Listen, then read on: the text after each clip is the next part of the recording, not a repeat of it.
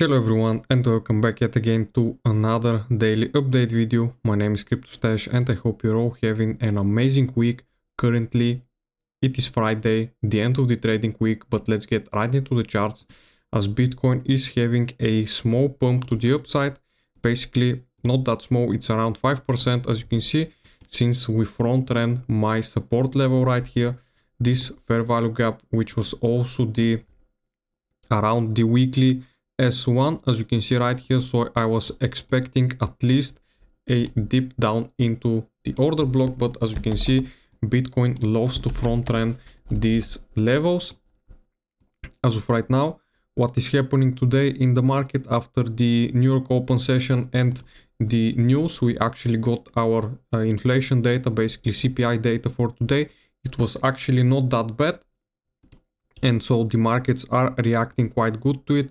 You can see right here the Nasdaq and the S&P 500 are having a nice temporary momentum towards the upside, with the S&P 500 actually reclaiming its yearly open level. As you can see, we dropped down back into this support into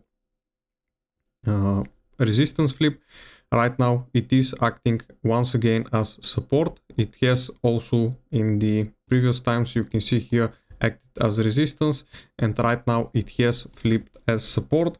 So stock market is holding pretty well for right now. We are still range bound, as you can see, nothing new, even though we had yesterday around 3% move, which is quite a lot for the S&P 500 and the stock market.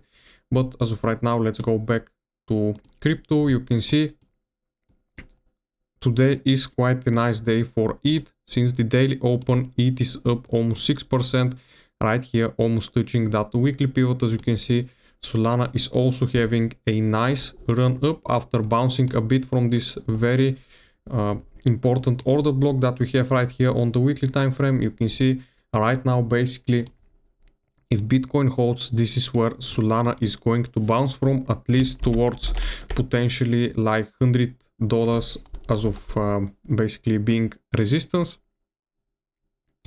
The dollar is still right here ranging, as you can see, going to the downside, which of course will help Bitcoin if the dollar starts dropping very sharply towards the downside. Gold is recovering back above 5k, nothing important here to look for, but the precious metals have been kind of slow after that blow off top that we had right here, as you can see. So currently a bit slower on the move as they should be. But anyways, other than that, let's look at the open interest for Bitcoin. We are currently above VWAP. We are having open interest fall off while price is rising, which is of course a bearish sign. Usually we have nice volume coming, so it's going to be very interesting to see if this move holds. Of course, it's a Friday. We might see a move during the weekend, but as of today, right now, it is possible that this move will not hold out.